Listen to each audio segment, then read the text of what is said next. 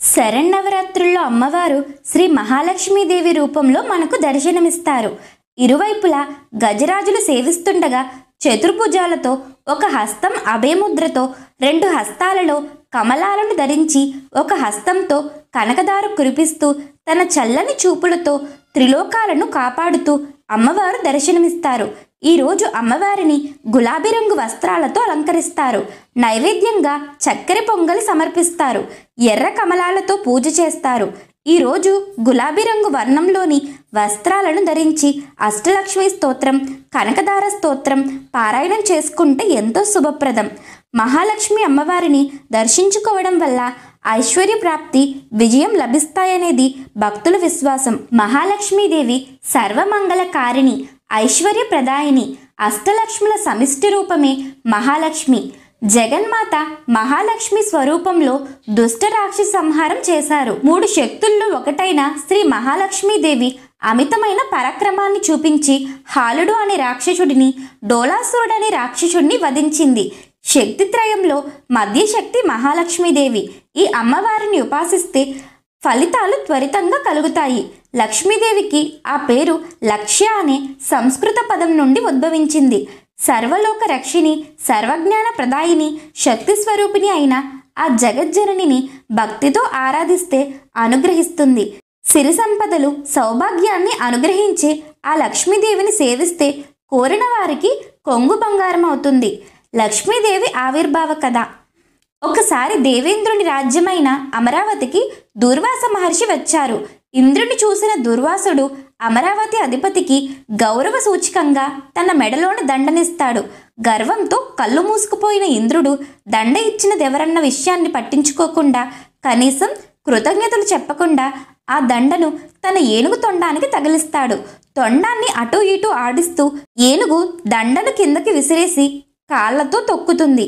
అసలే కోపిష్టి అయిన దుర్వాసుడు ఆ దృశ్యాన్ని చూసి అది తనకు ఎంతో అవమానంగా భావించి కోపోద్రుక్తుడై, ఓ ఇంద్ర, మితిమించిన అహంకారం, గర్వాతిశయాలతో ప్రవర్తించిన నిన్ను ఈ భోగభాగ్యాలన్నీ వీడిపోతాయి.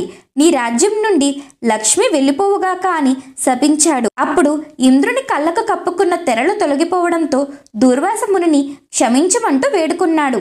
అది విన్న దూర్వాసుడు శాపాన్ని అనుభవించక తప్పదని, అయితే విష్ణుమూర్తి కృపతో పూర్వ వైభవాన్ని పొందడం జరుగుతుందని చెప్పాడు. అనంతరం ఇంద్రునిపై దూర్వాసుని శాపం పనిచేయడం ప్రారంభించింది. దూర్వాస మహర్షి శాపం మూలంగా ఇంద్రలోకంలో ఉన్న ఇంద్రుడి రాజ్యమైన అమరావతిలో క్రమక్రమంగా కష్టాలు మొదలవుతాయి. రాజ్యంలో సుఖశాంతులు కరువై ప్రజలు అష్టకష్టాల పాలవడం స్పష్టంగా కనిపిస్తుంది. అదే సమయంలో బలి నాయకత్వంలో రాక్షసులు అమరావతిపై దండెత్తుతారు. ఇంద్రుడిని అతని పరివారంతో పాటు స్వర్గం నుండి తరిమేస్తారు. తప్పనిసరి పరిస్థితుల్లో ఇంద్రుడు అజ్ఞాతంగా ఉండిపోయి తన గురువు బృహస్పతిని సలహా అడుగుతాడు. అందుకు తగిన పరిష్కారాన్ని బ్రహ్మదేవుడే సూచిస్తాడని చెప్పడంతో ఇంద్రుడు తన పరివారంతో కలిసి వెళ్ళి బ్రహ్మదేవుని ప్రార్థిస్తాడు. అందుకు పరిష్కారాన్ని విష్ణుమూర్తి చెబుతాడని బ్రహ్మదేవుడు పలకడంతో అందరూ విష్ణుమూర్తి సన్నిధికి చేరుకుని మొరపెట్టుకుంటారు.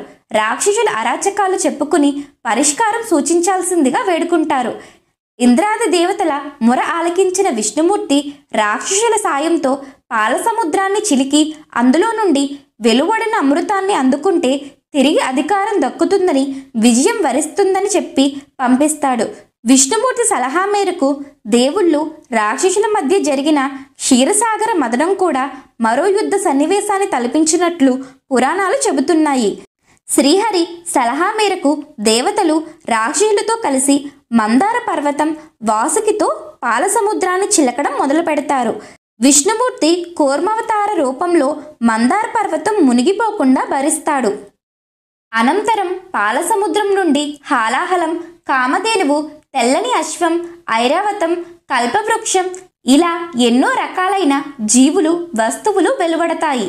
అనంతరం సముద్ర తరంగాల మధ్యలోంచి ఓ తామర పువ్వుపై కూర్చున్న ఓ యువతి కళ్ళు చెదిరే అందంతో, అందాల మృదుమధుర రవలులతో, చేతులు కలువమాలతో, పచ్చటి ముఖంతో, తెల్లటి చీర కట్టుకుని బంగారు రంగుతో మెరిసిపోతూ, నల్లటి జుట్టుతో, కబరి బంధం నిండా చెంగల్వ పువ్వులు, సంపంగి పువ్వులు, మల్లెపూలు, జాజిపూలు అలంకారం చేసుకుని మెడ నిండా హారాలు వేసుకుని చేతితో ఐశ్వర్యాన్ని కురిపిస్తూ వరదముద్ర పట్టి అందరికీ అభయమిస్తూ శరీరమంతా దగదగా మెరిసిపోతూ ప్రచండమైన మెరుపుతో శుక్రవారం పంచమి నాడు శ్రీ మహాలక్ష్మి అమ్మవారు ఆవిర్భవించారు. అమ్మవారి చూపులు ఎంత దిశల వరకు పడ్డాయో అంతవరకు దారిద్ర్యములన్నీ తొలగిపోయి అందరూ ఆనందమును పొందారు. ఇలా లక్ష్మీదేవి జన్మించింది. అమ్మవారిని చూచి బ్రహ్మాది దేవతలు అనేక విధాలుగా స్తోత్రాలు చేశారు. ఈ విధంగా మహాలక్ష్మి ఉద్భవించి శ్రీ మహావిష్ణువును వరించింది. లక్ష్మీదేవి జననంతో ముల్లోకాలకు సుఖశాంతులు తిరిగి వచ్చాయి. దేవతలు అమృతాన్ని సేవించి అమరులయ్యారు. ఇంద్రలోకంలో సిరి సంపదలు మళ్ళీ తిరిగి వచ్చాయి. అప్పటి నుంచి లక్ష్మీదేవిని సంపదలు, శ్రేయస్సు, వైభవానికి ప్రతీకగా కొలుస్తారు. అమ్మవారి ఆవిర్భావానికి సంబంధించి మరొక కథ ప్రచారంలో ఉంది. ఒకసారి లక్ష్మీదేవి విష్ణువు నుండి వేరు కావడం వలన విష్ణువు శక్తిహీనుడయ్యాడు. అప్పుడు బ్రహ్మ ఆనతిపై భృగు మహర్షి తపస్సు చేయగా లక్ష్మీదేవి భృగు మహర్షి ఖ్యాతిల కుమార్తెగా జన్మించింది. ఆమెను భృగువు విష్ణువుకిచ్చి పెండ్లి చేశాడు. భృగు మహర్షి కుమార్తెగా జన్మించినందున లక్ష్మీదేవిని భార్గవి అని కూడా పిలుస్తారు.